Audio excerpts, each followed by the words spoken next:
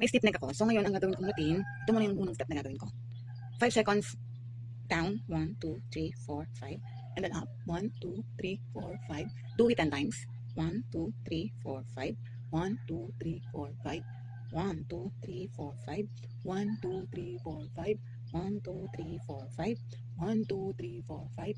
1, 2, 3, 4, 5. 1, 2, 3, 4, 5. 1, 2, 3, 4, 5. So 10 times kung gagawin. 10 times na gagawin yun. Then after nun, pag naka 10 times na tayo, ganito naman yung gagawin natin. 1, 2, 3, 4, 5. 1, 2, 3, 4, 5.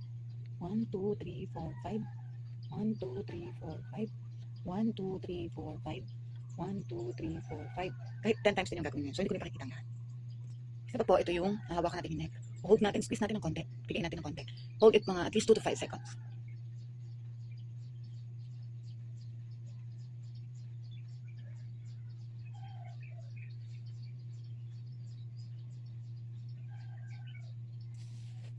Next, ilagay natin yung ating isang kamay sa likod. Yan, nakita natin ako lumakutok eh. And then hold it. Overpressure lang natin. So yan, yan. Mga at least 5 seconds. Then change position. Lagay ulit natin yung isang kamay natin dito. And then, next. At least 5. Then do it 10 times. And then again.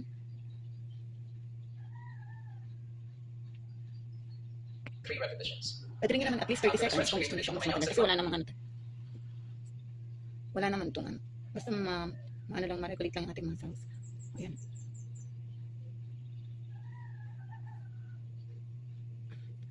Masakit kasi ito eh. Kaya kumbaga, yan.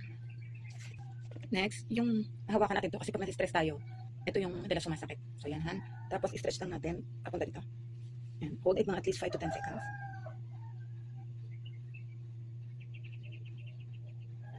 And then, do it to the next side. I-hold natin to.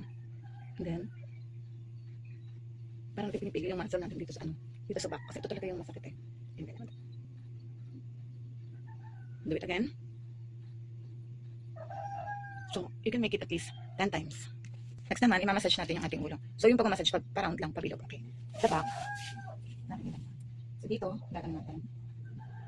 Then, baba. Then, i-ikabit ka naman. So, mild lang yung gagawin natin.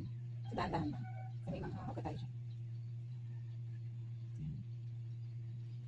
Yan, gagawin natin at least 10 times na ano. Kahit naman yan, ganyan siya. Yan. Baba. Then back. Tapos meron pa isa. So, gagawin natin yung kamay natin. And then, lagyan natin dito. And then, ganun. Ako lumalagotok pa eh. So, another one. And then, lagay dito. And then, yan natin yung katawan natin. And once, 11. Eh, lumalagotok pa talaga sa akin eh. So, ito kasi itong part na ito talaga yung masakit sa akin. So, yan.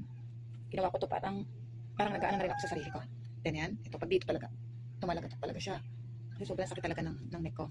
So, skip neck to kasi ilang days na. So, ang ginawa ko, nagkaroon ako ng routine exercise. Gagawin ko yun mamaya lahat. Thank you for watching. Please like and subscribe.